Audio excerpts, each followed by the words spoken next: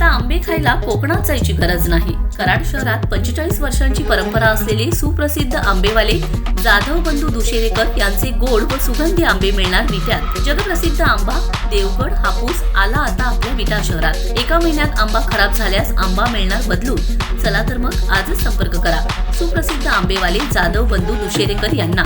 संपर्क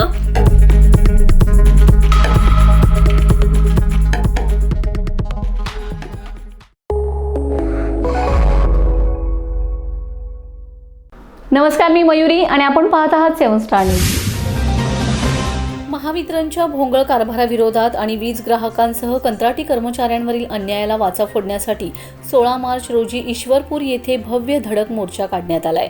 रणसंग्राम संघटनेचे अध्यक्ष ॲडव्होकेट दीपकदादा लाड आणि महावितरण कायद्याचे अभ्यासक प्राध्यापक श्रीदास होनमाने, संजय पिस्तुले यांच्या खंबीर नेतृत्वाखाली हा मोर्चा काढण्यात आला असून यावेळी परिसरातील शेतकरी आणि वीज ग्राहकांनी मोठ्या संख्येने उपस्थित राहून प्रशासनाचा निषेध केलाय। सोमवार दिनांक 16 मार्च रोजी सकाळी 10 वाजता छत्रपती शिवाजी महाराज चौक ईश्वरपूर न्यायालयाशेजारी सर्व आंदोलक एकत्र जमले होते। तेथून निघालेला हा मोर्चा महावितरणच्या कार्यकारी अभियंता कार्यालयावर धडकला। या आंदोलनात साखराळे, हुबालवाडी, खरातवाडी, बहे, पेठ, बोरगाव, कासेगाव आणि नेले यांसह परिसरातील अनेक गावातील नागरिक सहभागी झाले होते। महावितरणकडून होणारी सक्तीची वीज बिल वसुली आणि कंत्राटी कामगारांच्या प्रलंबित प्रश्नांवर यावेळी जोरदार घोषणाबाजी करण्यात आली। कार्यकारी अभियंता माळी यांनी अत्यंत बेजबाबदार आणि मुजोर असं वक्तव्य केलंय।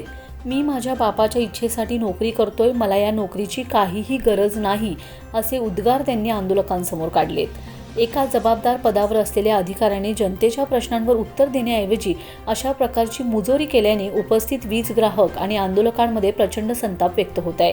ग्राहकांवर हुकुमशाही व मगुरीची भाषा वापरून ग्राहकांचा अपमान केला जातोय।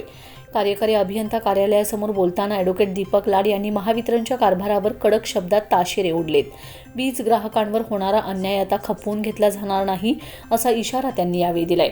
तसेच प्राध्यापक श्रीदास होनमाने यांनी महावितरणच्या नियमावलीचा दाखला देत प्रशासनाने आपली कार्यपद्धती तातडीने सुधारण्याची मागणी केली।